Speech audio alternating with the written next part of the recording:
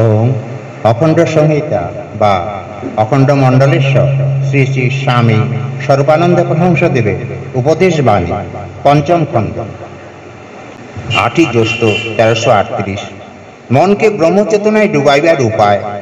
প্রাতে 7 ঘটিকায় কুমিল্লা যাইবেন বলিয়া শ্রী শ্রী বামুনি লাকসাম স্টেশনে আসিয়াছেন। গাড়ির প্রস্তুতি আছে। গাড়িতে উঠিয়া তিনি কম্বল বিছাইয়াছেন। এই সময় স্থানীয় একটি যুবক উপদেশ চাইলেন। শ্রী শ্রী বামুনি বললেন, বাইরে কাজ করে যাও ডাক গাড়ির মতো দ্রুত বেগে, কিন্তু ভিতরে অনুক্ষণ ডুবে থাকো ব্রহ্ম চেতনায়। যুবক জিজ্ঞাসা করলেন, তার উপায় কি?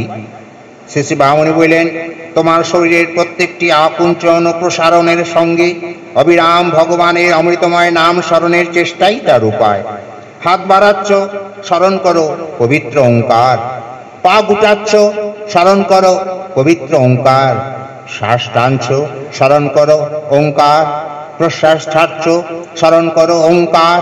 প্রতি কর্মের মাঝখানে প্রতিষ্ঠা করো ভগবানের সত্যময় নামকে। নাম করতে করতে মন ব্রহ্মচেতনায় ডুবে যাবে। লাকসাম স্টেশনের জলের কলের মুখ হইতে তখন ঝরঝর করি অবিরাম জল পড়িতেছিল এবং তাহাতে একটা শব্দ হইতেছিল।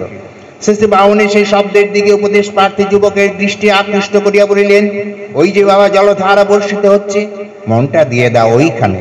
ওই জল ব্রহ্ম নাম উচ্চারণ করছে। অবিরাম স্রোতে সে নামের ঝঙ্কারকে জগৎ ব্রহ্মাণ্ডে বায়ুমণ্ডলের স্পন্দনের মধ্য দিয়ে ছড়িয়ে দিতে চাচ্ছে। দাও তোমার মনকে লাগিয়ে ওর সঙ্গে।